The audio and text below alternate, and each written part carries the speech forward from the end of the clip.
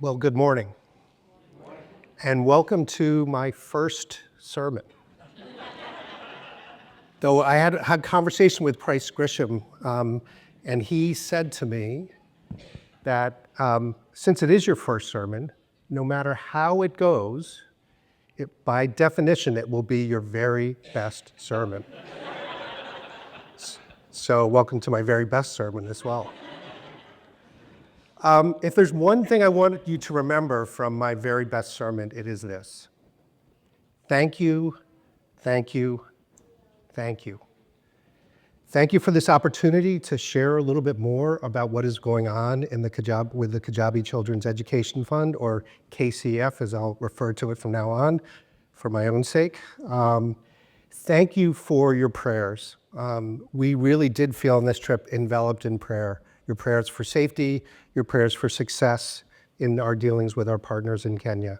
It was a very safe and a very successful trip, and those prayers have echoed for many, many years as we've gone back and forth to Kenya.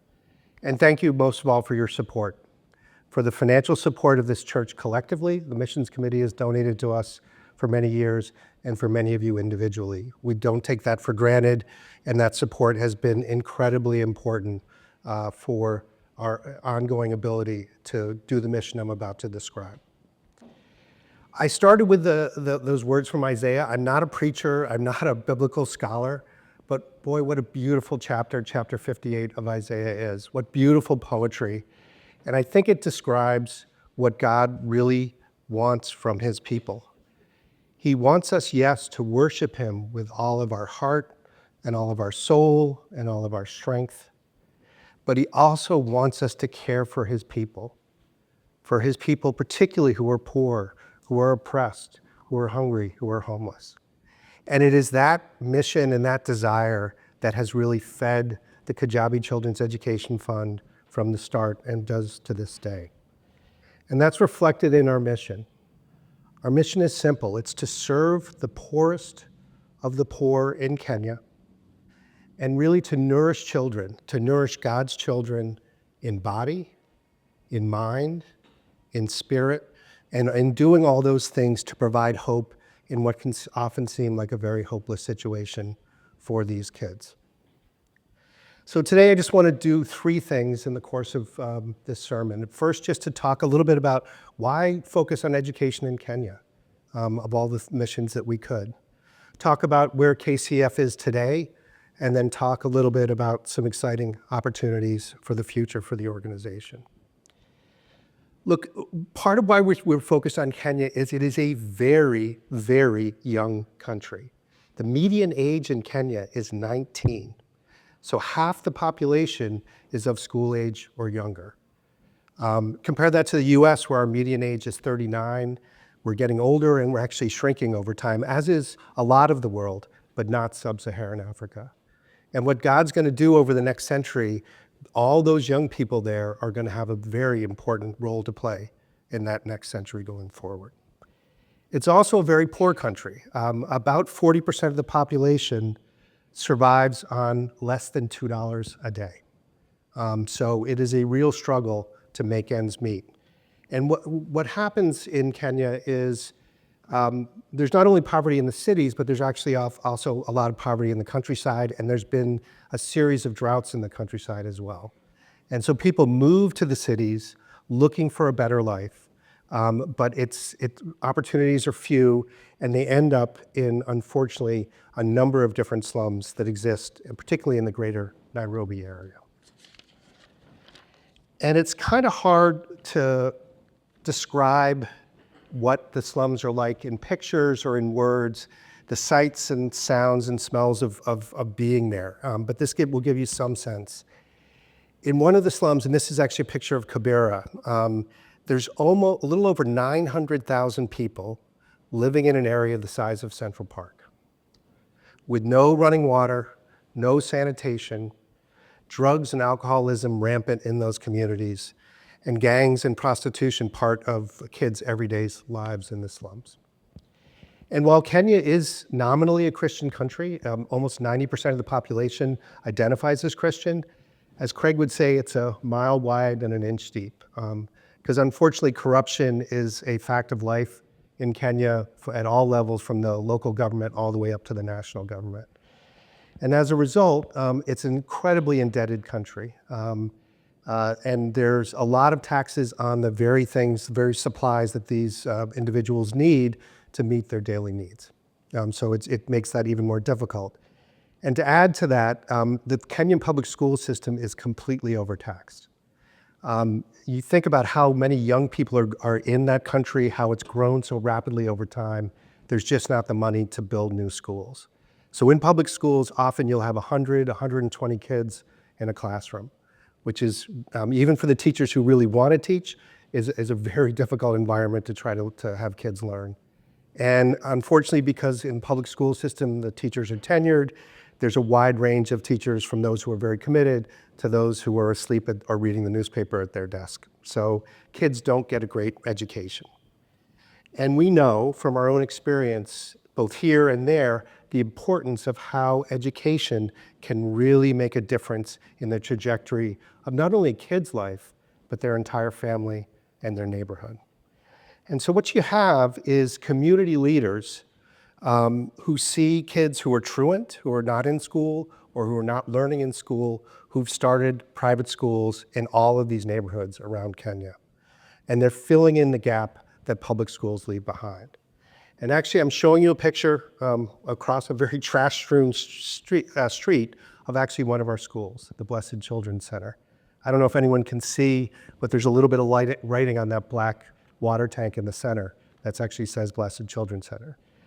Not obviously an impressive building from the outside, not what you would expect in an American school, but it is these kind of schools that are really having a huge impact on the kids in those communities.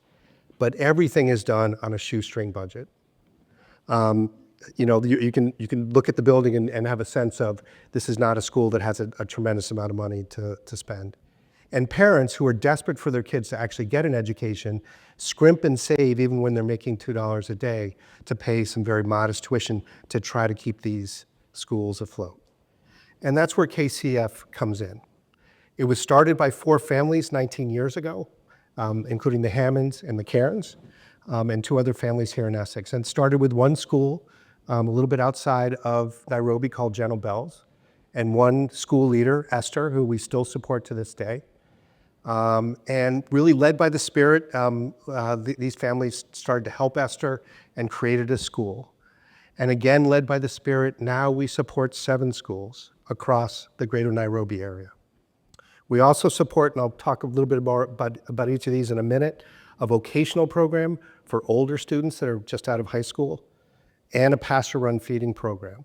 And so in total, we're serving about 3,000 kids a week in, again, some of these very difficult neighborhoods in Kenya. We don't run the schools. We come alongside these entrepreneurs who have seen this need and we help them to improve the operations in many different ways, which I'll go through. The amazing thing when you're there is you see what I just showed you outside those schools. And when you walk through a gate or you walk over on the other side of a wall and you see the difference in what's happening within those schools, it's just an incredible joy to witness. And I'll just show you a few pictures of what the inside of our schools look like. So what are we doing to help these schools and these children thrive there? Well, first and foremost, we're feeding the kids. We're feeding them morning porridge, and we're feeding them a nutritious lunch every day. And this is often the only meals these kids can really count on in any given day. Obviously, if you're hungry, you can't learn. It also just is a very strong motivation to get kids in school, because this is their chance to get a meal and to keep them in school. We help the schools with some modest capital improvements, not building new buildings necessarily, but just to get the classrooms in shape so that learning can go on. We help with teacher training, and we do at some of the schools also enhance salaries a little bit, because again, when you're running on a shoestring, it's hard to pay teachers enough to keep them there, and teacher turnover is a big challenge for both the schools and for the kids. And we support a local program called Tanari. It's run by Kenyans. It's a Christian-based weekly spiritual training for 6th and 9th graders. incredibly important times in early adolescence for these kids. When they see so many bad examples of adult behavior around them, teaching them self-worth, taking control of their own bodies, following a Christian path going forward, and the opportunities that exist for them. And that's an amazing program that helps these kids. We hear from graduates from this many, many years later about the impact it has. And it ends with sort of an outward bound kind of program of camping out in the countryside in Kenya with the students and their parents. It's an amazing group that runs it there and has been very successful. We also provide computers and computer training for our schools, which is a real point of difference, compared to schools around them and the public schools in Kenya. And Dick Cairns has actually started running coding camps for those kids during the school breaks. So we're teaching them even to how to do software coding, but importantly, we're also getting them back in school during those month-long breaks when being out in the community is quite a dangerous thing for the kids involved. We partner with an organization called Education for All Children, and we're now sponsoring 100 high potential graduates from our schools, tuition free. They end up going to secondary schools, which are often out in the countryside outside of Nairobi, and all the way through university. And this amazing organization not only provides the tuition for them, but also provides times for them all to get together and counseling, because these are big transitions for kids coming from the slums into those environments. What we ask from them and what EFAC asks from them, Education for All Children asks from them, is that they go back into the community, they work with the schools, and they work with their local communities. We've given them a hand up for them to pay it forward and give it back. And interestingly, we have our first college graduates, and many university students now. Many of them are actually pursuing computer studies, and that's a direct impact of the computers that they started to use way back when in elementary school. But I want to focus on two programs that are not actually in schools that we run with a group of pastors called Penuel. And Penuel works in a slum called Kiandutu. It's in the town of Thika, which is just outside of Nairobi. And it's a place where a lot of people from the countryside kind of end up out of necessity. They can't afford to live in Nairobi itself. This is sort of where they end up, and they try to scratch out a living in that area. And these pastors are just phenomenal. They are so committed to that community. One of the programs they run is a feeding program. It runs on Saturdays, Mondays, and Wednesdays, and often, again, for these kids, it's the only 3 meals that they can really count on in the course of a week. And it's hard to describe what it's like going there, but you can see a little bit in the background here, a line of kids. There's 950 kids in 2 lines going all the way back behind those buildings you can see in the background to a field behind there. They're carrying little plastic tubs or little plastic bowls for their beans and vegetables and a flatbread that actually is delicious that the ladies here make. And I wanted to focus on this picture in particular and then a couple of pictures because it's heartbreaking enough to see these kids and how hungry and challenged they are. But this is an example of what you see often there. That's a boy I'd say is about 3, and I know his sister actually, from talking to the pastors, is 9. And she's brought him quite a long distance there to actually get food for that day. And she's not alone. There's a tremendous number of kids like this who have younger siblings with them. And they are in essence acting as the parent for these siblings. It's usually from a single family household, usually just the mom.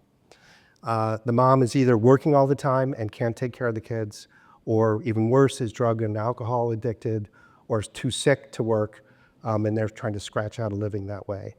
And these kids end up not going to school. Their full-time job is being parents for their younger siblings, sometimes not just 1, 2 or 3 younger siblings as well. And so you have this cycle where these kids, if they're not going to get an education, are not going to be able to get ahead. And one of the amazing things, again, about these pastors, they don't just feed, they're very involved with this community. They know the parents. They try to intercede on the kids' behalf, find ways to support the moms, and get these kids actually on the right path as they go forward. So they do an amazing thing with these young kids. But the second thing I wanted to share with you was an idea that actually we heard from them 3 or 4 years ago. There's a young couple, Margaret and Nicodemus, and Nicodemus runs a small cyber cafe in Kiandutu that's called BlissNet. And he started training a few of his students on computers and was able to actually get them jobs. And Margaret and Nicodemus had this vision to start a vocational school in a weird, admittedly empty building near them, which at first didn't seem like a place that you could actually have a thriving vocational college. But we've helped support them, we've helped them grow. It's now a full-fledged vocational college with computer, driver's ed, plumbing, electrical, auto mechanics, cosmetology.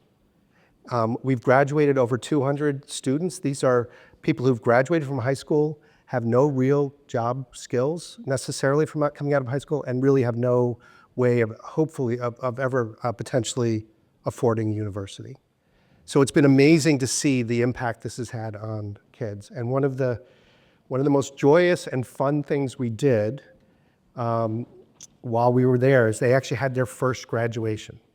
And I have a brief video to show you, and I think you'll see that African graduations are nothing like what we know here. I made it through. I made it through, and I don't know how I did it. I made it through. Come on, sing. And I can't tell how I did it. But one thing I know, Jehovah took it over, and that is how. Louder. Oh, I made it through. I made it through, and I don't know how I did it. And I can't tell how I did it. But one thing I know, Jehovah took it over. And that is how. That is how I made it. Shoot it! I made it through. I made it through. Woo! And I don't know how I did it. I made it through. And I could. And I can't tell how I did it. But one thing I know. So one of the things I'm most thankful for, whoever edited that video did not show any scenes of me dancing, which I was trying to keep up with Dick Cairns and it was not pretty, let's put it that way. So look, it just was an incredibly joyous day. And for these parents who've never had the opportunity to have their kids graduate from something, they were so proud. The kids themselves were so proud.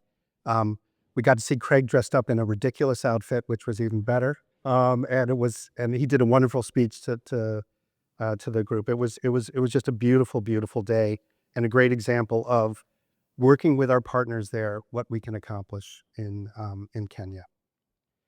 So where are we going from here? Well, I wanted to show you this picture because we really got to this point primarily as a board. It was really a friends and family organization, and particularly Craig's tireless efforts, both from a fundraising standpoint here in the US and in working with all our partners in Kenya. It's now really a big and pretty complicated mission we're running there. And God has continued to bless this ministry, and we're so grateful for that and enable us to expand. We hired our first in-country employee 3 years ago. That's Jane, you'll see in the center there. And we just recently hired our first executive director here in the US. That's Jennifer, who's to Jane's right, our left as we're looking at the picture. And Jenny, who is our part-time operations manager, has also joined us as well. So we have 3 J's, and they are doing an amazing job, both in terms of our donor base here in the US and in working with our partners there. And so really thanks to those donations that we've received from you and from others, we're able to continue and also to consider actually how we expand our efforts in Kenya going forward. And there is an enormous unmet need, both in the city itself and the city slums and in the countryside. And we're formulating those growth plans as we speak. In fact, we have some very important discussions coming up in the next few months. So I'd ask for your prayers for wisdom and discernment and to know God's will for us, for the staff, and for our partners in Kenya as we go forward. I want to end and go back actually to Galatians with an affirmation and maybe a little bit of a challenge for us as the First Congregational Church of Essex. And so I'm going to go back a little bit from where Dan is in Galatians today to Galatians chapter 2, verses 2 and 10. James, Peter, and John, They gave me and Barnabas the right hand of fellowship when they recognized the grace given to me. That's Paul. They agreed we should go to the Gentiles and they to the Jews. All they asked was that we should continue to remember the poor, the very thing I was eager to do. We should continue to remember the poor, the very thing I was eager to do. This is the apostles in the very, very early stages of the church. This is an incredibly important moment for Christianity as it went forward from here. And they're focused on, yes, they need to spread the gospel to the world that they know around the Mediterranean, but they're equally focused on helping God's people, those who need a hand up, the poor, the oppressed, the hungry, and the homeless. So it's not, you can maybe gloss over this in the course of reading through Galatians, but I'd say it's fundamental to what transpired and where we are today as a Christian church. And one of the great things about this church, about this small group here at the First Congregational Church of Essex, is I really do think we embrace this belief. Whether it's going to New Orleans and to Slidell, Louisiana to rebuild after Katrina, working with local organizations, helping with relief here on the North Shore and in Massachusetts, or supporting organizations like the Kijabe Children's Education Fund that work around the world. We are a mission-focused church, and that is a wonderful thing, and I think something we should be very proud of.